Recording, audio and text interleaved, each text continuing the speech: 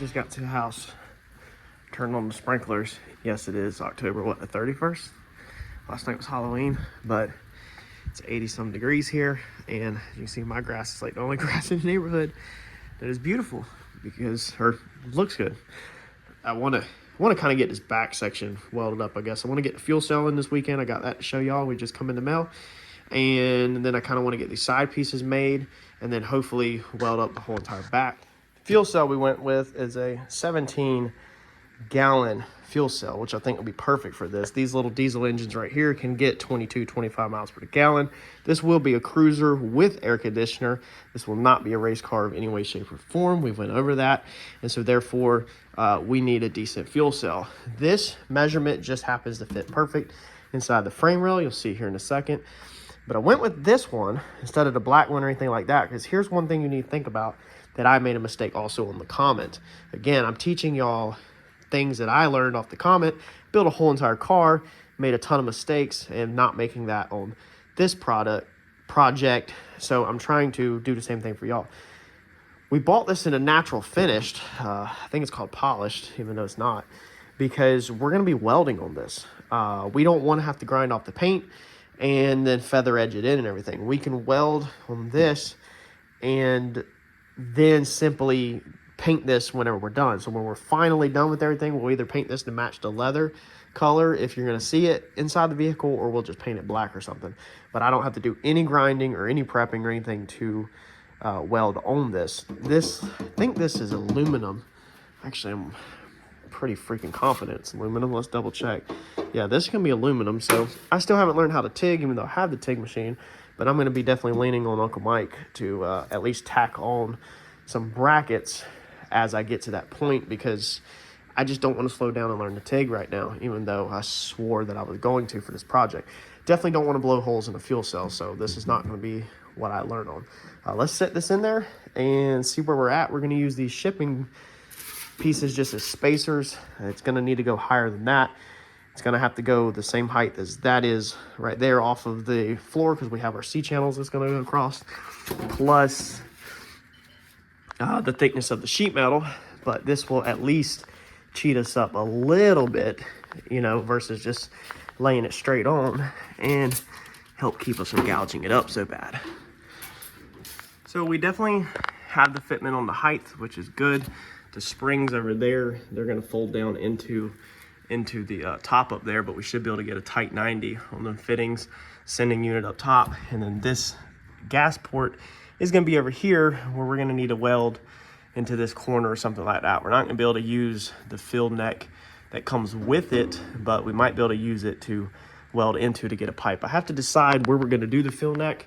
It's either right now here or here, and what determines that is going to be the style that I want. So that's going to take a little bit of thinking to figure it out, but that's not going to hold us up from mounting the actual fuel cell in there, because we got to get the mount done first before we can obviously run any types of piping or hoses or anything. But that thing fits perfect for our build.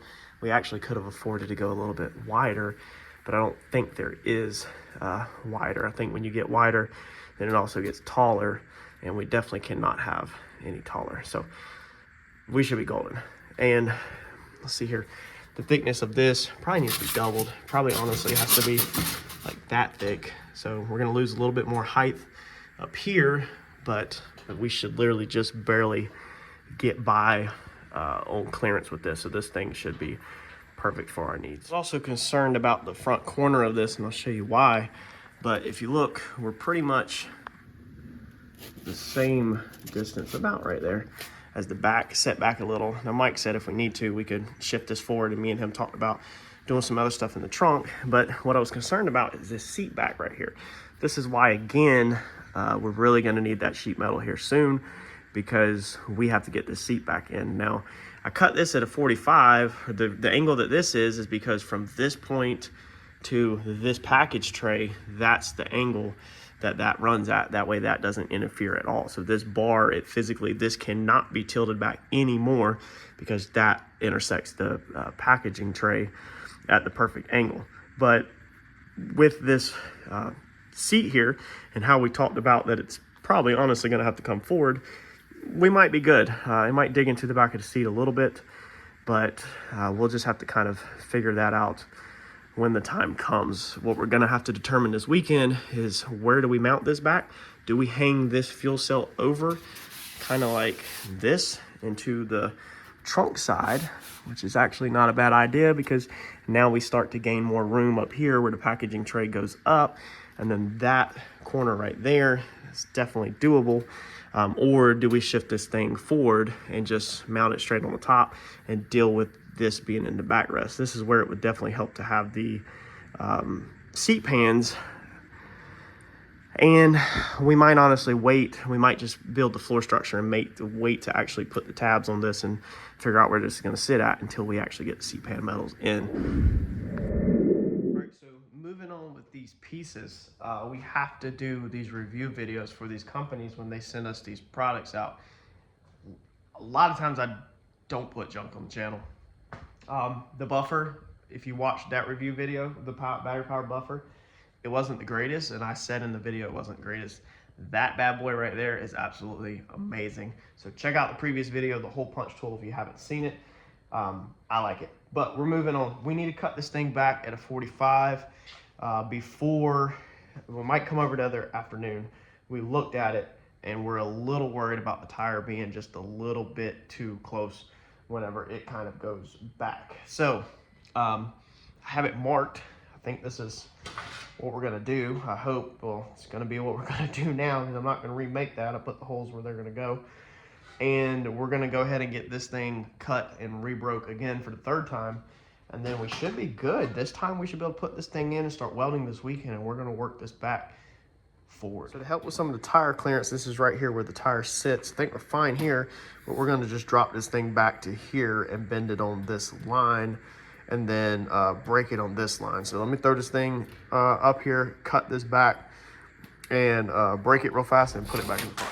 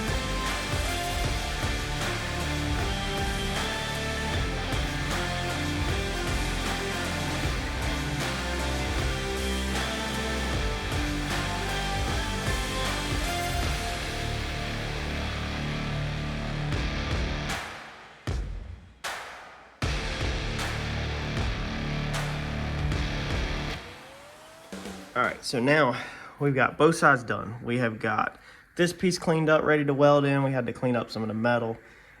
We have got both sides, the holes punched in them. Holes are in that one, holes are in this one, chopped back at 45, all of our brakes. This floor structure is basically ready to weld up, I think. Actually, I need to pull these one more time, and we need to pop a spot weld hole in there. I did forget that, unfortunately. Imagine that. We need to go ahead and build the standoffs. So now we're going to build the standoffs. We're going to come 5.5, and then we will find the center of this roughly. Well, actually, we could use our tool, and that will mark the center of this.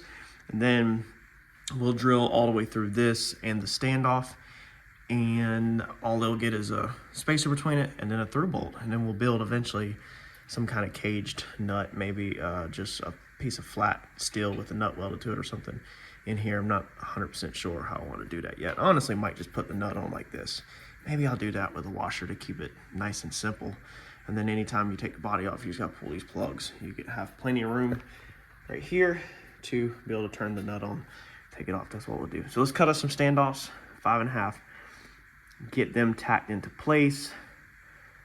Let's see here, pop our spot welds, and then dude, we can start welding up. We can tack the standoffs in place first, take these off, weld the other side, pop the spot welds, put it back together, rock and roll.